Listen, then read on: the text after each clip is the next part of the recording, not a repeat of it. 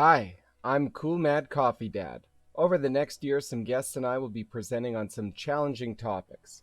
Being a working dad, I don't get to play politics that much, but I love to talk about it.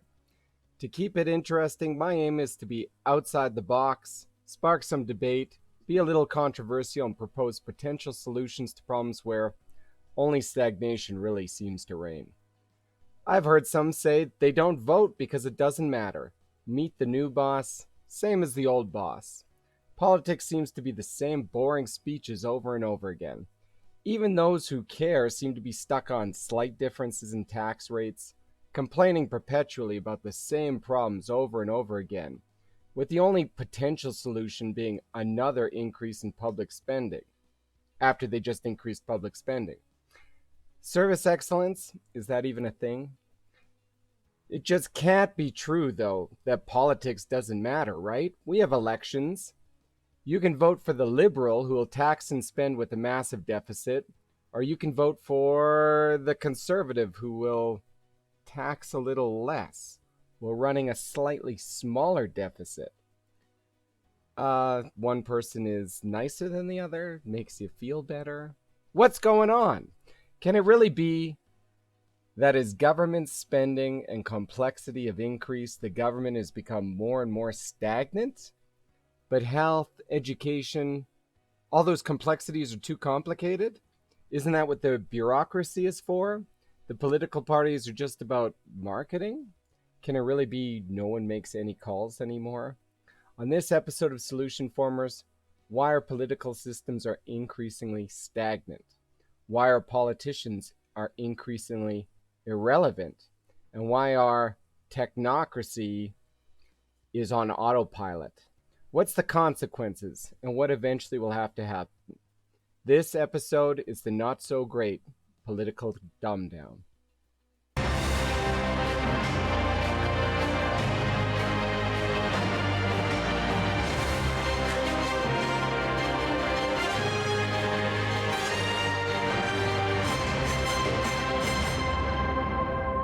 Government spending as a percentage of GDP has skyrocketed.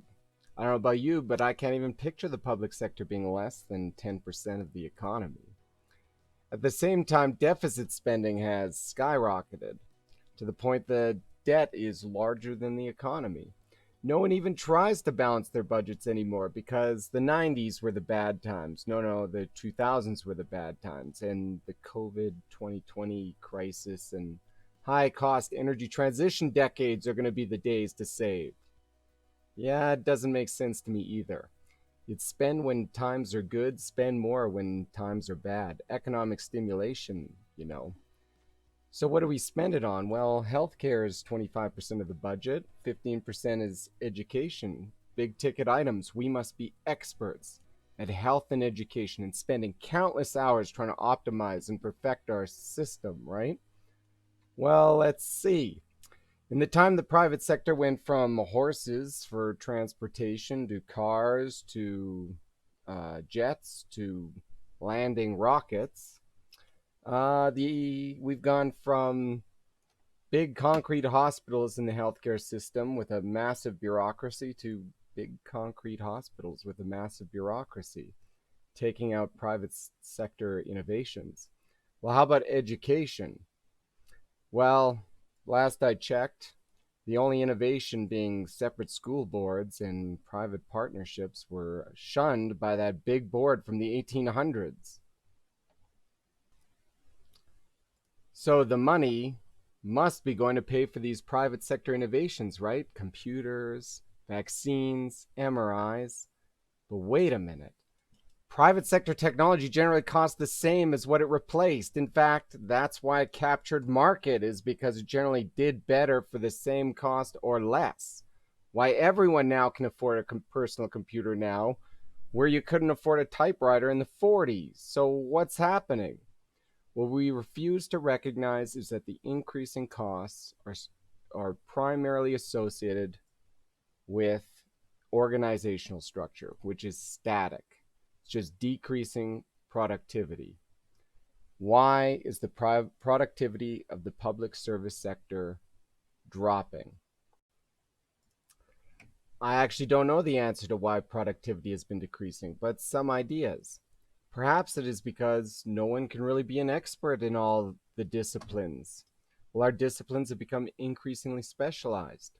Operational management, integrating technology and people, increasing technology in health, education, increasing complexity in military strategy, economic development, and social services. So, who's really going to be able to optimize the system? Some would say a technocracy, government by elite technical experts. But who are these elite technical experts? PhDs?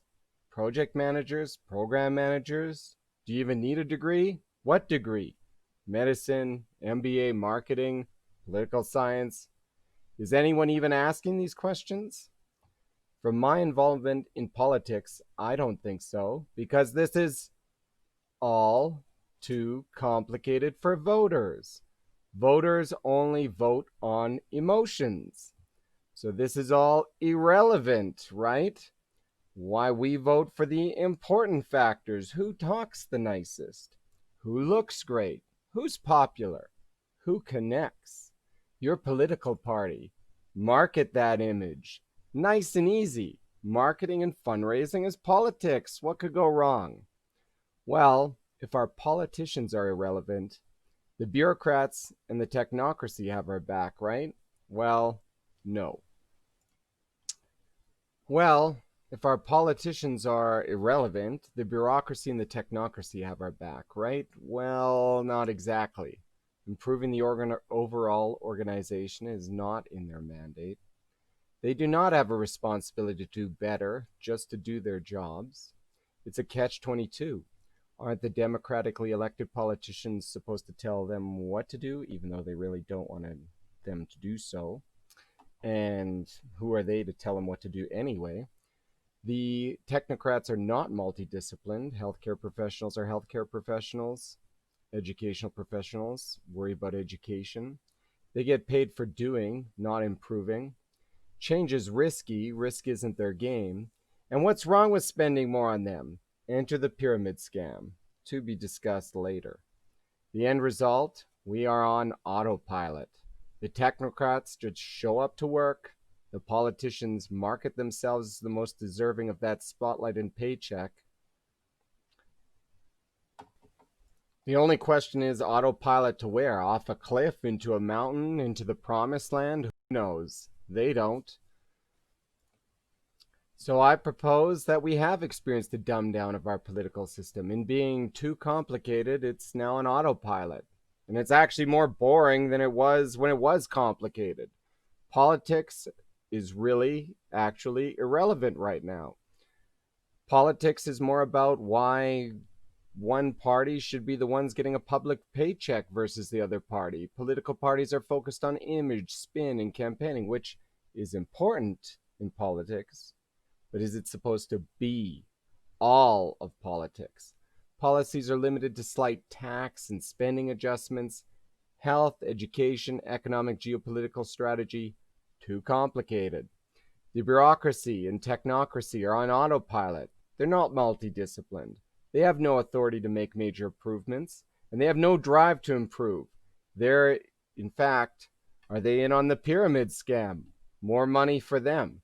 Consequences of this: stagnant statism. Nothing changes. The debt will continue to increase. Performance will have to decrease as we start running out of money until the system collapses. All innovation will be from the private sector, which unfortunately will be seen as a challenge to the pyramid scam and to be countered. Okay, so how can we fix this? If only we spend a trillion dollars, we'll have a utopia. You see, it's that easy. No, seriously, what can we do about it? Well, one area to improve on is organizational management. Yes, the government is using project management techniques and some aspects of operational excellence to about the 50s, but they've left out total quality management, continuous improvement. You should have key performance indicators and force your employees, your service sector, to attempt ever increasing productivity, let alone avoid decreasing productivity. Being stagnant should be seen as a failure. I'm not going to go into details, but by forcing your institutions to always have to improve and always end up generating proposals and engaging in research and development, it will give them a real mandate with real authority and real resources to progress. Stagnation should be seen as unacceptable. The second idea is to fix our political parties. I think political parties need to have permanent task forces dealing with the major disciplines. These task forces should be permanent. They should include members who are interested but subject matter experts and those with experience.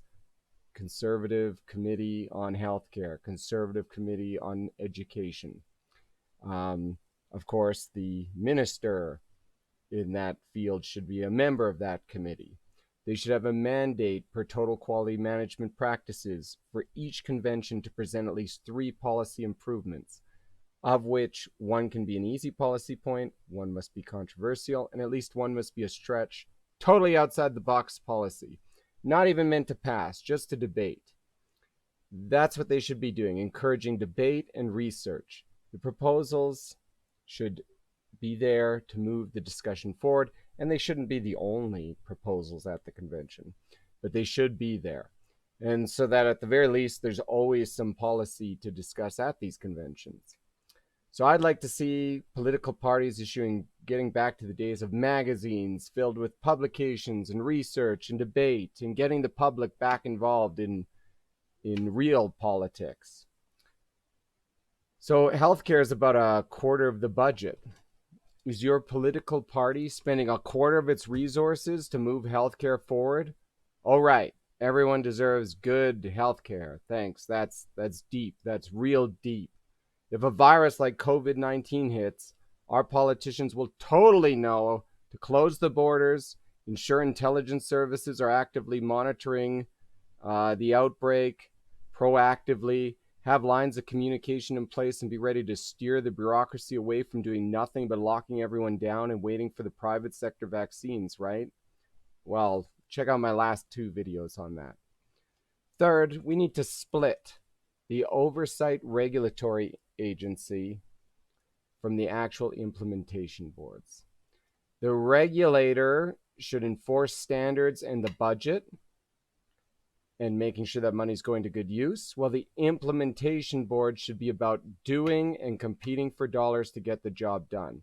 Yes, there is some mandate competition, some mandate conflict, and that's what you need. You need to make that inherent to the system. Also, there should always be more than one implementation board. Yes, cooperatives, local boards, emergency boards, special boards, public-private sector boards, private boards. The more choice and competition, the better. This, in turn, will force the implementer to have the dollars to follow the patients and the students, and whatever works wins. And at the end of the day, that's what should matter, performance. This last recommendation is the most controversial. I don't think cabinet ministers should be elected politicians, but professionals appointed by elected officials, pre-selected from the working task forces of the political parties. The Westminster system allows it. Some policies require 5 to 20-year plans. The minister needs to be able to take on the bureaucracy. Sometimes that requires having an expert who's been there and done that with lots of experience. Well, what about the elected officials? Well, they can focus on oversight and the hiring and firing of these ministers. And aren't those the same politicians who want to stick to marketing and the simple anyways? Think that's crazy? Look at the US President's cabinet. Perform or you're fired. You really can't truly fire an elected politician. And they aren't there to take risks on complicated portfolios or engage in fights with the bureaucracy. But that is what is needed. Political parties must realize that they have to detrench any deep state stagnation. The bureaucracy should respect and maybe a little fear political oversight, not see it as irrelevant. Professional cabinets can make that happen. The fifth point kind of thrown in there is the idea that our states have become too large, that we need to reduce the per capita decision making power and increase the number of institutions, increase the number of states. So there's a myth that, for example, 3% of the US population of 2.5 million resulted in the American Revolution. In a way, that's a myth. But it does show the theory, which is that smaller populations can make more impactful decisions because it's easier to get a consensus. And that we're stagnant today because we just have too many people. We can't reach a consensus to do anything, let alone make big decisions or take risk. So in the future, if this is the case, we might have to reduce the per capita decision making power, increase the number of institutions, or broaden it. This one could use some more further exploration and some feedback. I'd welcome some feedback from you guys. So there we go. At the end of the video, I hope you're asking, well, why is everyone seemingly okay with stagnant statism, apart from everyone being totally bored out of their minds?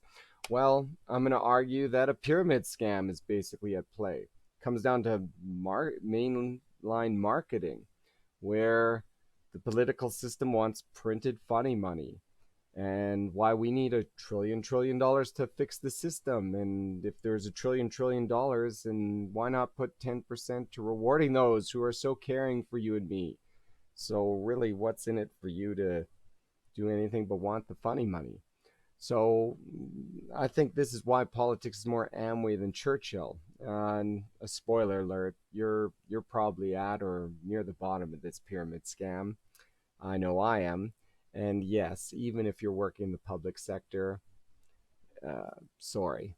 So send your questions to coolmadcoffeedad@gmail.com. Hopefully I can post some questions and debate and feedback on here in future episodes. Thanks for watching.